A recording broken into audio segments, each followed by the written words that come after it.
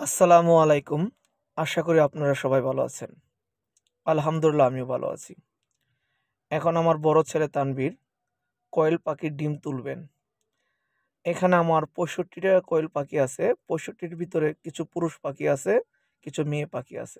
এখন দেখব কতগুলো ডিম পাড়ে। এখানে আনুমানিক পুরুষ পাখি আমরা হিসেব করেছিলাম। পুরুষ পাখি আছে ১৫টা আর ৫০টা হচ্ছে মেয়ে কোয়েল পাখি।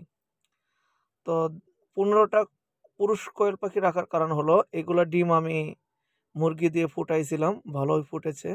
তো এগুলো ২০ ডিমের জন্য আমার রাখতে হয়েছে পুরুষ পাখিগুলো। তো সত্য কথা বলতে এখানে কোনো লাভ নেই, শখের বিষয়ে পালতাছি। আর খাবারের দাম অনেক বেশি, গ্রামে ৳৭০ কেজি কিনতে হয়। এই পাখিগুলো আমি পরীক্ষামূলকভাবে এখানে লালন পালন করতেছি। ভবিষ্যতে আমি আরও বেশি পাখি পালবো। এটা হচ্ছে ভিটামিন, জিঙ্ক, ক্যালসিয়াম, তার সঙ্গে ইসেল খাওয়াইতে হয় যেহেতু ডিম দিচ্ছে। আর আমার কাছে এখনো পর্যন্ত একটা পাখি অসুস্থ হয়ে মারা যায় নাই। আমার কাছে একটা ছোট খাঁচার মধ্যে রাখছিলাম, বেজি আইসা ৪টা পাখি মেরে ফেলেছিল। আর ৮টা পাখি আমরা জবাই করে খেয়েছি, পুরুষ কোয়েল পাখি। কারণ খাবারের দাম যেহেতু অনেক বেশি আর এরা অনেক মারামারি করে, যার কারণে পুরুষ পাখি এখানে কম আছে। যদি না আপনারা কেউ পালতে চান, পাখি সম্পর্কে আগে জানতে হবে, বুঝতে হবে। কারণ ডিমের জন্য পাখি পালতে হলে আপনাদের অবশ্যই মেয়ে কোয়েল পাখিটা বেশি রাখতে হবে, পুরুষটা কম রাখতে হবে। কারণ পুরুষ পাখি ডিম দিবে না, সে শুধু খাদ্য খাবে। আর আপনার খাদ্যর দাম যেহেতু অনেক বেশি, আপনার কোনো লাভ হবে না। আর আমি এটা যেহেতু পালতেছি, আমি আশা করি কিছুদিনের মধ্যে একটা ইনকিউবেটর কিনবো আমি ডিম ফোটানোর জন্য। তো আমি প্রাথমিকভাবে মুরগি দিয়ে ১৫টা ডিম ফুটাইছিলাম। ৪টা ডিম মুরগি নিজে খায় ফেলছে। আর ১১টা ছিল, ১১টা ডিমই ফুটে বের হয়েছে। তো এর মধ্যে ১০টা ওই বাচ্চাগুলো বিক্রি করে দিছি আর একটা আমি রাখছি। সেটা হচ্ছে সাদা কোয়েল পাখি এবং সেটা পুরুষ। যেহেতু আমি এটা ২০ ডিমের জন্য করেছি, আর এই যার ভিতরে পালতেছি এটা হচ্ছে মূলত আমি গরুর জন্য বানিয়েছিলাম। গরু এখানের ভিতরে ঘাস খাবে। তো আমার জায়গাটা পড়ে আছে, পরিত্যক্ত আছে। যার কারণে আমি এর ভিতরে কোয়েল পাখি পালতেছি। তো সবচেয়ে বড় কথা হচ্ছে এর ভিতরে দ্রুত গ্যাস হয়ে যায়, গন্ধ হয়ে যায়। তো আমি অল্প করে পাখি পালতেছি। যদি এটা ঠিক মতন পরিষ্কার করতে পারতাম বা নিচ দিয়ে কোনো ছিদ্রি থাকতো তাহলে আমি পাখি আরো বেশি দিতে পারতাম। তো এখানে আমার ডিম আসছে আজকে ২৯টা, কিছুদিন ৩৪টাও পারছে। মাঝে, মাঝে ডিমের হার কমে যায়, মাঝে, মাঝে বাড়ে। তো আশা করি ৫০টা মেয়ে পাখি থাকলে ৫০টা মেয়ে পাখি যদি ডিম দেয় তাহলে আমি এই ডিমগুলো দিয়ে তাদের খাওয়ান খরচ দিতে পারবো। কিন্তু ওষুধ যে খাওয়াতে হয় এই ওষুধগুলো তো আর দাম কম নাই। ডিম বিক্রি করতে গেলে আপনার কম দামে বিক্রি করতে হয়। তো আশা করি কেউ যদি পালতে চান তো চিন্তা ভাবনা করে পালবেন। অল্প দিয়ে পালে শিখতে হবে। আশা করি কথাটা বুঝতে পারছেন। আমি এই গোয়াল ঘরটা করেছিলাম গরু পালার জন্য। তো চারো সাইডে খোলামেলা আছে। এখন আমি আশা করতেছি এখানে আমি কিছু পাখি তুলবো।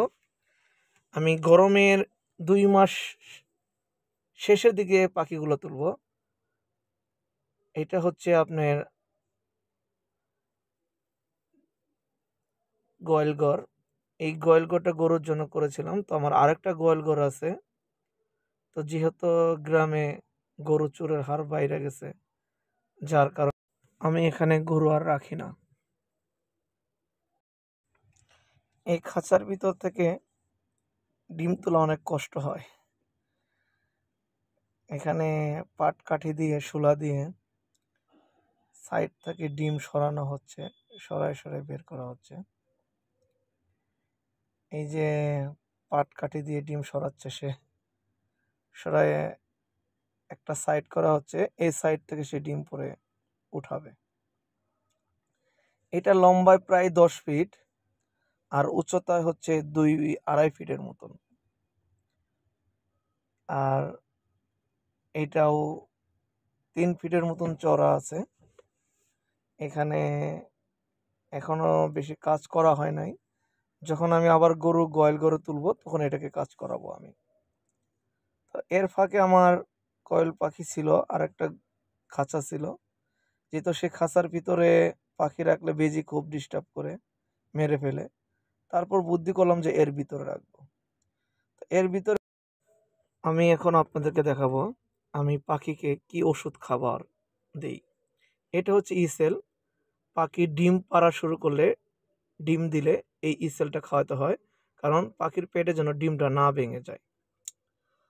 তারপর হচ্ছে পাখিকে সুস্থ রাখতে হলে আপনাকে জিঙ্ক এবং ভিটামিন বি খাওয়াতে হবে। এটা হচ্ছে এসকেএফ এর ভিটামিন জিঙ্ক আর ভিটামিন বি খাওয়াই। পাখিগুলো সুস্থ থাকে, ডিমগুলো বড় হয় এবং পাখিগুলো ভালো থাকে।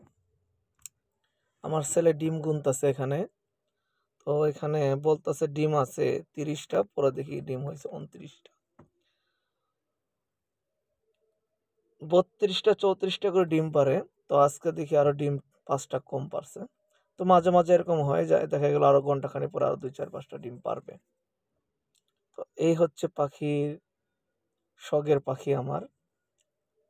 তো আমি এই পুরো গোয়াল ঘরটার ভিতরে আমি প্রায় 8 থেকে 10,000 কোয়েল পাখি পালতে পারবো। এটা হচ্ছে, আর এই খাঁচাটা যেটা দেখতেছেন, এই খাঁচার ভিতরে আমি পাখিগুলোকে বোর্ডিং করব, যার কারণে এটাকে আমি এইভাবে রাখছি। আর এই গোয়ালঘর যেটা বড়টা গোয়ালঘর আপনাদেরকে এর আগেও দেখিয়েছি, বা এই যে এখনো দেখতেছেন, এটা পুরাটা আমি নেট দিয়ে ঘিরে দিব। ঘিরে দেওয়ার পরে এর ভিতরে আমি অনুমুক্ত হিসেবে ছেড়ে পাখি পালবো, যেন পাখিগুলো বের হতে না পারে। তো যেহেতু গ্রামের বাড়ি, এখানে বেজি অনেক বেশি। এর আগে আমার 4টা পাখি বেজি মেরে ফেলেছে, একটা ছোট খাঁচার ভিতরে রাখছিলাম। তো এখন আমার পরিকল্পনা হচ্ছে এই পুরো বাড়িটা আমি ভালোভাবে প্লাস্টিক নেট দিয়ে ঘির দিব। ঘির দিয়ে পাখিগুলোকে, আরো বেশি পাখি নিয়ে এসে এখানে আমি পালবো। এই ডিমগুলো আমি বয়ামে ভরতেছি। এখানে ধানের কুড়া দিচ্ছি ভিতরে, দেবার পর ডিম তুলতেছি।